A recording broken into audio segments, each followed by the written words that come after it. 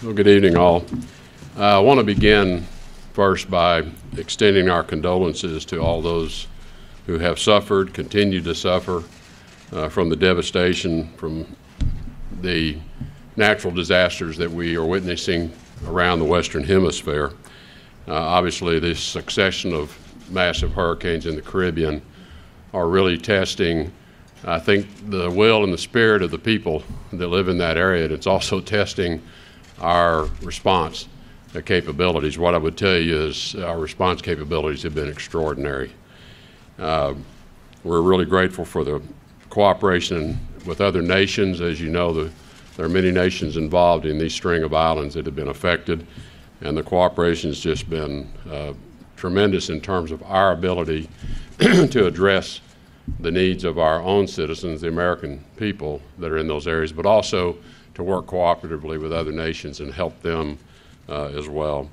Also want to extend our thoughts to the people of Mexico.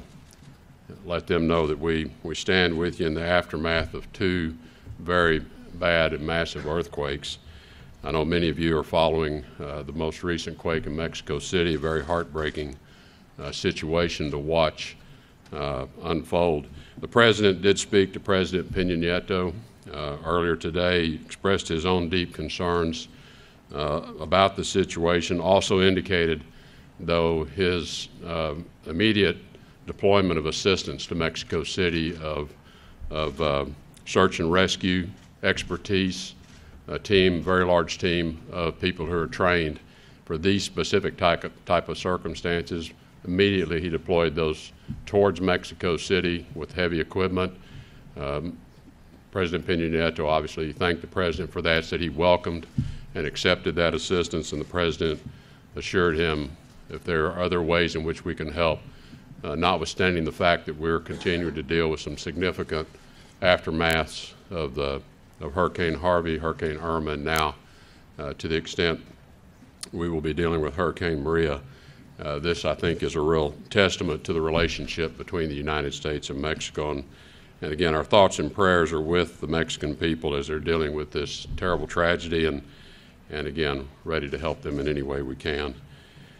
I know you want to get to your questions quickly, so I'm not going to make a long number of comments, just to make a couple of remarks. I did just come from a meeting of the parties responsible for the JCPOA, the Iranian nuclear deal. This was a ministerial level meeting that the EU High Commissioner convened so that we could have an exchange of views around the table of all the parties to the agreement as to how implementation is performing. It was not a technical discussion. It was a political discussion of the political aspects. So we had a very open and candid exchange of all of the parties to that agreement. I hope it was useful to others. I found it useful to hear their perspectives. I hope they found it useful as well. We clearly have significant issues with the agreement. The President's been quite clear and articulate as to his concerns about the agreement itself, the thoroughness of the agreement, the enforcement of the agreement.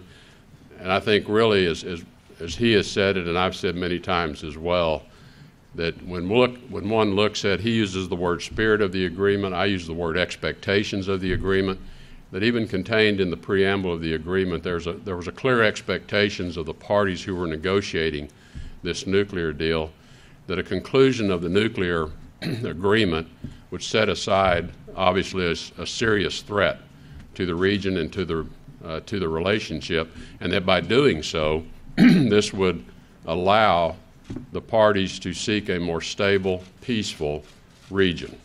That was the expectation of the parties, and regrettably, since the agreement was confirmed, we have seen anything but a more peaceful, stable region, and this is the real issue, and that's why we talk about Iran defaulting on these expectations, because those expectations clearly have not been met. Since that time, Iran has continued to prop up the Assad regime and its horrible way in which it has brought violence to its own people. They have continued to engage in malicious cyber activity. They have aggressively developed and tested ballistic missiles in defiance of UN Security Council Resolution 2231, thereby threatening the security of the United States and the stability of the region. They've provided weapons and training forces to deploy to create instability throughout the region in Yemen, in Syria, in Iraq. And I think we even see them carrying out provocative operations in the Gulf itself against our naval and coalition vessels as they try to peacefully transit the Gulf, threatening the very freedom of navigation through this very important waterway. So I think it's pretty difficult to say that the expectations of the parties who negotiated this agreement have been met.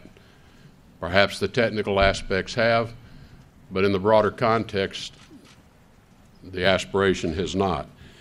So recently, the U.S. has taken action to counter those activities. As you know, additional sanctions were recently put in place to deal with the ballistic missile testing, the cyber activity, these other destabilizing activities, and we're going to continue to monitor Iran's activities, and we will take additional steps, none of which put us in any way contrary to our obligations under the JCPOA. We are fully compliant with the JCPOA. The activities we are sanctioning Iran for carrying out are not covered under the technical agreement of the JCPOA itself. But I think in particular, the agreement has this very concerning shortcoming that the President has mentioned as well, and that is the sunset clause, where one can almost set the countdown clock to when Iran can resume its nuclear weapons programs, its nuclear activities, and that's something that the President simply finds unacceptable. All of you are keenly aware of the circumstances we're dealing with North Korea. When we look at the history of North Korea's weapons development program, in many senses, we've seen this before. Agreements that just simply pushed it to another government, another administration to deal with. The President's made clear he doesn't intend to do that in this case. He takes his responsibility in this particular matter quite seriously, and that is the reason he is very, very carefully considering the decision of whether we find the JCPOA to continue to serve the security interest of the American people or not. We expect Iran to fulfill its commitments. We're going to, until that time, we'll fulfill our commitments, and the President has the matter under consideration. So with that, let me stop. That's the most recent event I came from. There have been a number of UN-related events, and I'm happy to do the best I can to address questions you may have around the many, many activities that are going on. And I'm gonna allow Heather to referee for me. Thank you, sir. I'll start with Matt Lee from the Associated Press. Thanks.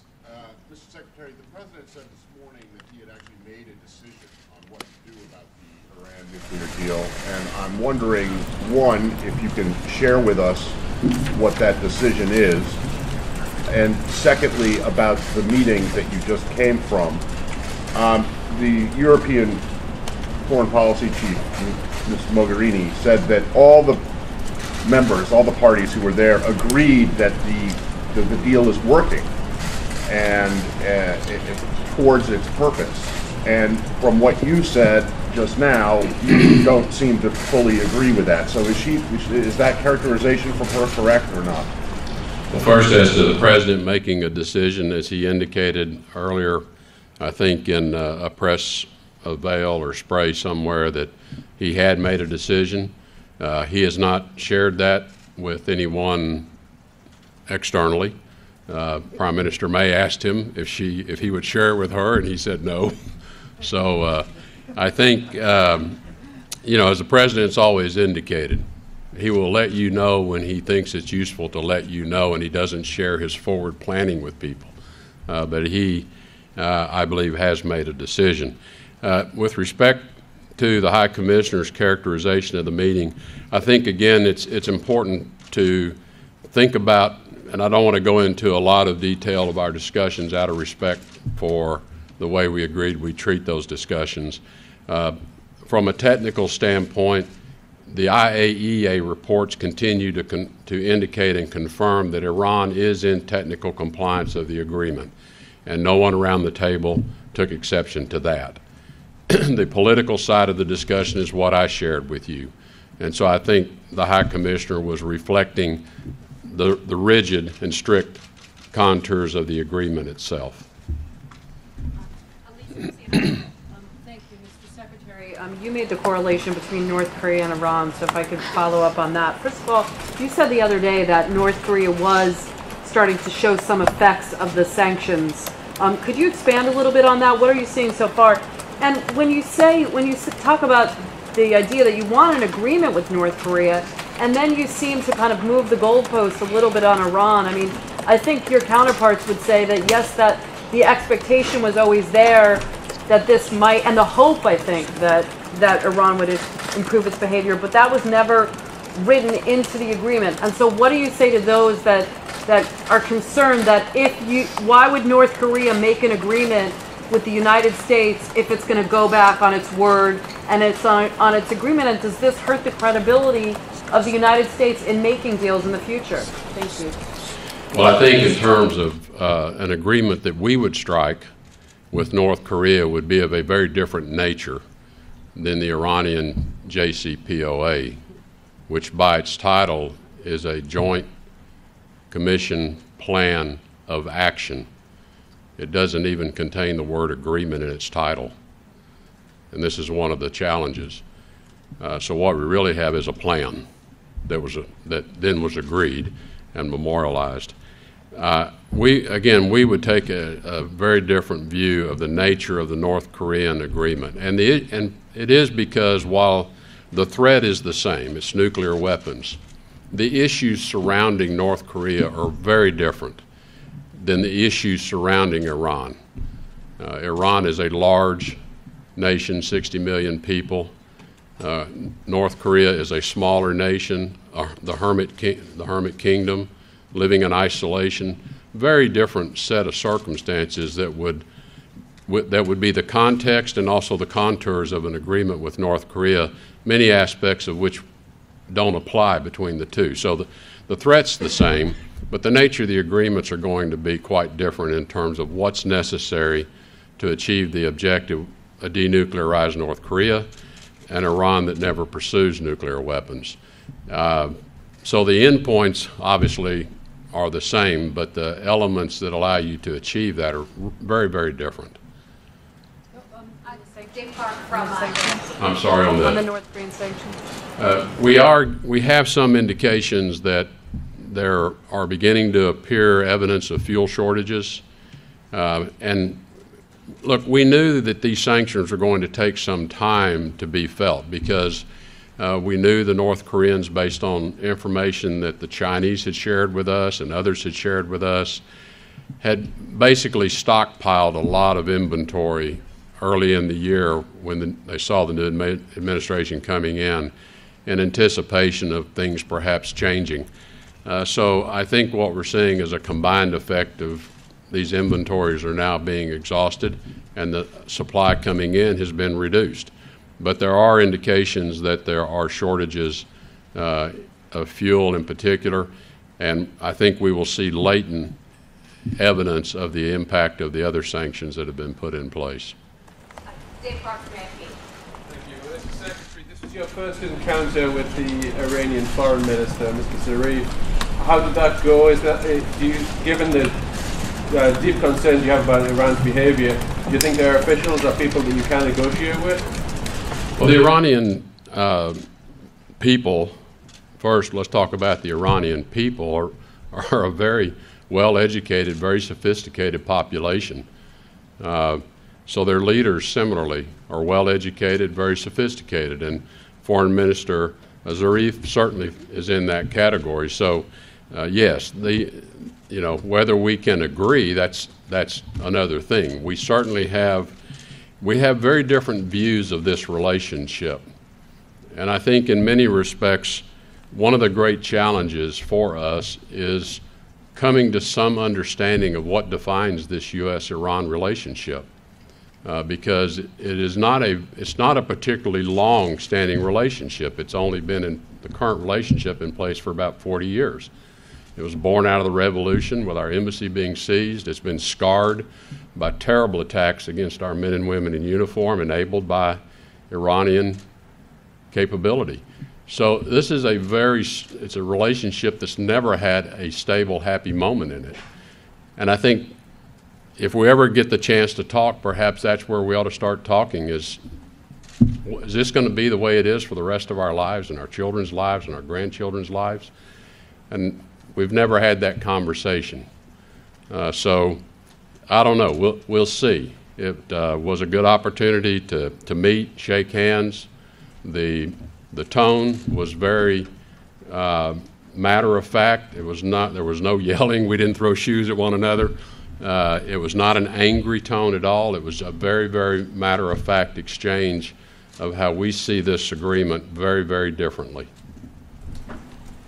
David Jackson, USA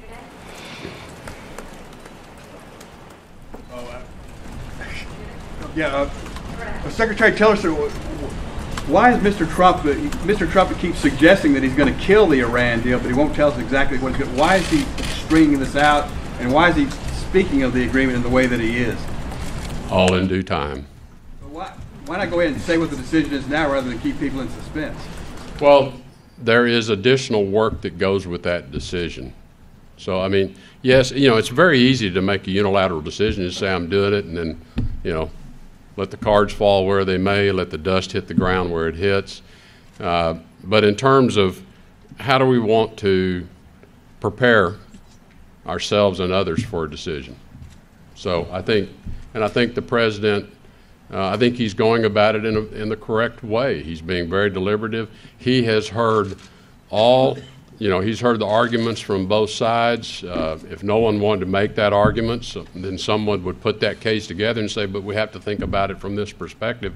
He's listened to all of that, and I think we've had sufficient time to get our own kind of direct understanding of this agreement and how it functions, and see how the implementation works, see how the IEEA works.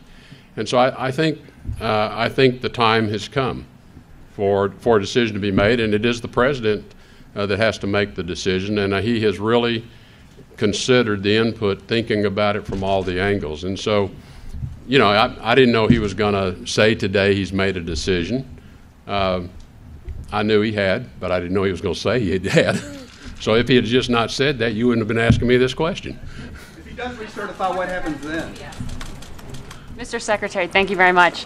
President Rouhani said today there would be no alterations to the existing deal, and that it would be, frankly, a waste of time, he said, to talk to the Trump administration about a new one. He also said the Iranian people deserve an apology for President Trump's insulting UN address. All of this together looks like the atmosphere to diplomacy is getting worse. How do you respond to this? Well, first, as a long-time negotiator, I learned to never say never. And second, it always gets the darkest before you might have a breakthrough. So you think when is possible?